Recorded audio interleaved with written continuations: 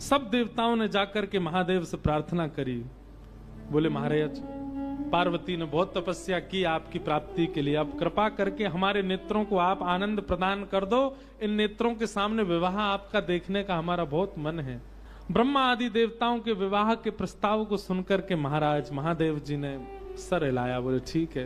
तभी सप्तऋषि जिनको परीक्षा लेने के लिए भेजा था, उन्होंने आकर के महादेव को बताया।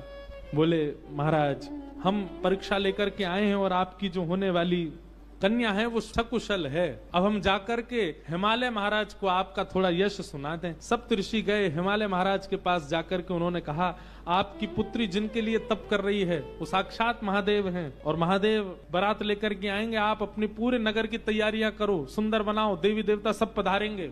महाराज, पार्वती जी का तप पूर्ण हुआ है, सभी देवताओं को निमंत्रित कर दिया। ब्रह्मा जी ने बोले सब लोग चलो, महादेव बारात लेकर के जाएंगे। शंकर जी की बारात की तैयारी हो रही है। लगे सवारन सकल सुर, वाहन विविध विमान, होई सगुन मंगल सुभद, करहि अप्सरा गान। अप्सराएं गान करने लगी, डुमडुमियां बजने लगी, सहनाइयां बजने लगी, मंगल वाद्य बजने लगे। देवताओं ने अपने अपने वाहन सजा लिए, सब तैयारी करने लगे। बोले महाराज सब चलो, महादेव की बारात जाएगी। भगवान विष्णु पधारे। एक तो पहले से ही इतने सुंदर, और बारात में जाने के लिए और सुंदर बनकर के आए। शंख चक्र गदा पद्म लेकर के भगवान नारायण आए। आहा, देख करके सब बलैया लेने लगे, कितने सुंदर। ब्रह्मा जी चतुर्मुख, चारों का श्रृंगार करके आए और सुंदर। इंद्र भी आए, सब देवी देवता सब पधारे। लेकिन तभी सबने पूछा, बोले कि दुल्हा राजा कहाँ हैं? बोले अब भी शमशान में ही बैठे हैं। कुछ नहीं महाराज, बागंबर लपेटे, हाथ की तकिया लगाए पौड़े हुए हैं दुल्हा महाराज। भगवान विष्णु ने जाकर के कहा, बोले आज आपका ब्याह होना है, नेक्स्ट सज सवर लो, हैं थोड़े स्नान ध्यान करके नेक्स्ट शुद्ध है जाओ, बढ़िया सी कोई अचकन पहन लो, सेहरा पहन लो, सिर पर पाग वाग पहन के तैयार है कि चलो ब्याह होना है आपका। इतने में ही शिव गण आ गए सारे, और भगवान से आगे बोले देखो भगवान, हमको बहुत दिन बाद ये अवसर मिला, हम महादेव के विवाह में जाएंगे। श्रृंगार आप सब लोग दूर हट जाओ, आप लोग अपने तरीके का आज श्रृंगार हम करेंगे महादेव का। महादेव तो बोले, भंडारी बोले भैया जा को रुचि लग रही हो वही कर लो। भगवान विष्णु ने शंकर जी का हाथ पकड़ा, बोले एकांत में आओ, आपसे कुछ बात करनी है। शंकर जी एकांत में गए। इतने भोले हैं शंकर जी। भगवान नारायण बोले देखो ये विवाह हो रहा है, विवाह में मजाक आदि होते रहते हैं, इसलिए बुरा मत मान जाना बात का। शंकर जी बोले हम तो कोई बुरा मानते नहीं। बोले क्यों? कामदेव आया था, आपने तीसरा नेत्र खोल करके उसको ध्वस्त कर दिया, भस्म कर दिया। कहीं पता चली सारी सरेज ने कोई ने मजाक कर दी, सोई तीसरा नेत्र खुल गयो, जल के राख हो जाएंगी साली सरेज। ये सब मत करना, विवाह का माहौल है, थोड़ी बहुत मजाक वजाक हो तो सहन कर लेना। वैसे तो आप सहन करते हैं, लेकिन आपके गण कभी कभी उत्तेजित हो जाते हैं, इनको सबको संभालना। और बाकी हम सब चल ही रहे हैं, सब संभालेंगे। शंकर जी बोले मजाक होता है वहां पे? ससुराल में मजाक करते हैं दामाद के साथ? भगवान बोले हाँ मजाक होता है। तो इसका मतलब है हम भी मजाक कर सकते हैं? नारायण भगवान बोले कर ही सकते हो, पर लेकिन आप जगत संहारक हैं, उस तरीके का मजाक मत कर देना कि पता चली हिमालय कोई उल्टा थाप दिया पृथ्वी में। ये सब मत करना। नहीं नहीं नहीं, हम अपने तरीके से करेंगे। और सुनो, वो मजाक हमसे करने लायक रहे इसका हम पूरा ध्यान रखेंगे, वो रहे नहीं, हम ही इतना मजाक कर देंगे। अच्छा, नारायण भगवान भी बोले कि चलो होन दो, अब के आनंद होन दो। शंकर जी गए, जाकर के सब अपने गण बुलाए, लाओ भैया श्रृंगार करो हमारा। कैसा श्रृंगार किया? जटाएं खोल करके उन्हीं का मुकुट बना दिया, सुंदर बागंबर पहनाई। बागंबर को रस्सी से बांधते थे, पर आज रस्सी से नहीं, आज सर्प से बांधा। बढ़िया वाला सर्प लेकर के आए, कमर में ला करके बागंबर बांध दी। एक सर्प को सिर के ऊपर बांध लिया, सर्प को सिर के ऊपर बांध करके गण लेकर के छोटे छोटे पतले पतले सर्प लेके आए, और उस सर्प से सारे सर्प लटका दिए सामने की ओर, बन गया सहरा। और सर्पों के मुंह से जो जीव निकल रही थी, उन जीवों में बिच्छू लटकाई दिए। तो जैसे जुबिया होती है ना, पतले पतले पुष्प और नीचे नीचे गुच्छे, तो ऐसे पतले पतले पुष्पों में तो छोटे छोटे सर्प, और नीचे गुच्छों में बड़े बड़े बिच्छू लटक रहे हैं। कानों पे बिच्छू लटका दिए, गले में महाराज अब तक तो एक मुख वाला सर्प पहनते थे। भगवान शंकर जी बोले सुनो, तुम थोड़ी देर के लिए जाओ, चलो बहुत दिन हो गए तुमको गले में। बोले क्या लेके? वो 5-5 मुख वाले सर्प लेके आओ। 5-5 मुख वाले सर्प ला करके गले में बिठा रहे हो। ये दुल्हा राजा तैयार हो रहे हैं।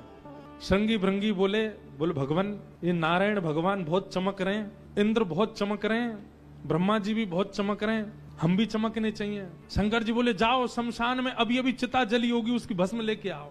गरम गरम चिता की भस्म लेकर के आए महाराज, अंग पे लगाई, पैरन पे लगाई, वक्ष पे लगाई, मुख पे लगा करके बोले अब चमक रहे हैं कि नहीं? बोले बढ़िया चमक रहे हो, अब चमक गए बिल्कुल आप। शंकर जी ने ऐसा तैयार किया स्वयं को, श्रृंगी भृंगी ने जय जयकार कर दी, बोले दुल्हा राजा तैयार हैं, बारात लेके चली जाए।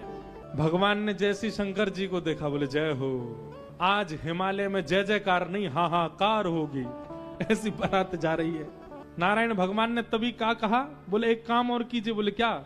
सब लोग अपनी अपनी पंक्तियां अलग अलग कर लो, हम नारायण हैं, हम अपनी पंक्ति लेके अलग चलेंगे। ब्रह्मा जी आप अपनी पंक्ति लेके अलग चलो, ए इंद्र तुम अपनी पंक्ति लेके अलग चलो, सब अलग अलग। दुल्हा अपनी पंक्ति लेके अलग आएंगे। सबसे आगे नारायण चले गए, उनके पीछे ब्रह्मा जी जा रहे हैं, उनके पीछे इंद्र देवताओं की सभा लेकर के जा रहे हैं, और सबसे पीछे शंकर जी, और शंकर जी के 10-5 गण। श्रृंगी भृंगी बोले हे गुरुवर, हे महादेव, देखो इतनी बड़ी बड़ी ये तो बारातियों की इतनी संख्या है, और जिनका ब्याह है हम ही लोग ही 10-5 हैं। शंकर जी बोले इसमें इतने परेशान होने वाली क्या बात है? विश्व में जितने शमशान सब हमारे, सब जगह जाओ, जो भी भूत प्रेत पिशाचनी डाकनी साकनी सब बैठी, सबको बुला लाओ, सबको लेकर के चलेंगे हिमालय, और सबको कह दो आज हमारे स्वामी का विवाह उत्सव है, कोई पीछे ना रहे। अपने दूर दूर के रिश्तेदार जो अमेरिका लंदन आदि में बैठे हैं उनको भी बुलवा लो। और महाराज विदेशी भूत भी आए हैं, सब भूत प्रेत आ गए। कैसे कैसे भूत प्रेत आए? को मुखहीन विपुल मुख काहू, बिन पद कर को बहुपद, बिन नयन को नयन विहीना, हृष्ट पुष्ट को अततन खीना।